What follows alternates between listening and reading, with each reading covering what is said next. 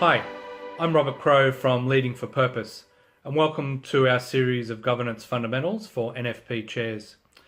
Today I'm going to be talking about one of the essentials of NFP governance, and that is finance. Now, for me, finance is one of the foundation stones of a successful and prosperous NFP, and probably takes up a considerable amount of discussion at your board meetings. So when we talk about finance in relation to NFPs, there's a couple of best practice things that we need to take into consideration. Now, one of the key fundamentals for me is around diversified income. Now, if you can get at least two or more sources of income is ideal. I know it's hard with depending on where your income is coming from, and especially with the changes in government funding, but you need to be looking at how you can diversify and see if you can actually grow your funding stream so you're not reliant on one particular area.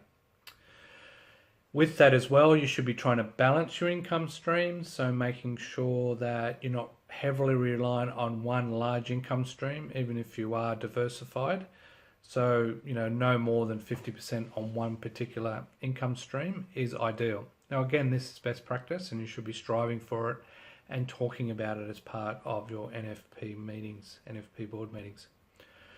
One of the other things I try and talk to NFPs about is making sure that you've got a certified accountant working with you, making sure that he's reviewing the books or she's reviewing the books, and making sure that you are practicing proper accounting standards.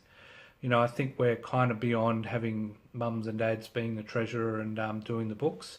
You need to be thinking about making sure that you do have someone who is certified at least and is a qualified accountant.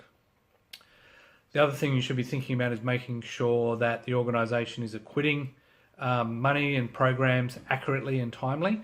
That's one part of your governance fundamentals, making sure that that is happening and that they're reporting back to government if they are under contract for some funding.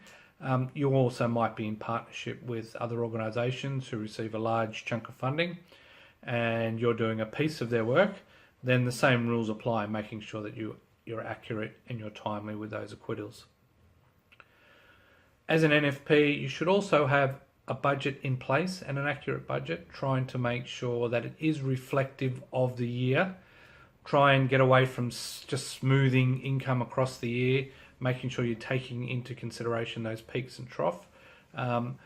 If you're making sure your budget reflects the year, you can then actually see where you are more accurately, and you avoid some of those conversations around, why is income up or down, or why is expenditure up and down, if you've just smoothed everything across the year.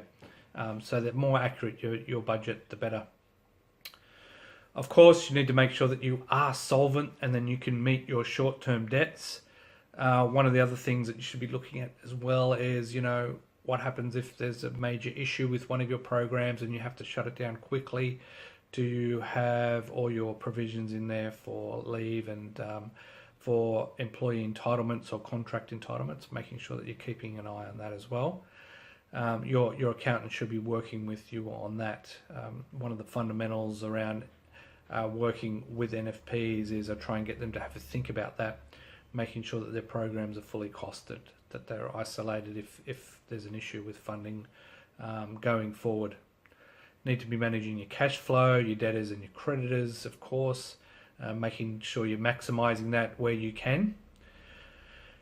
As an organisation, I know we're not for profits, but you should be trying to manage, a surplus or retained earnings each year. You should be trying to put a little bit away for contingencies, for all those things that you're not expecting.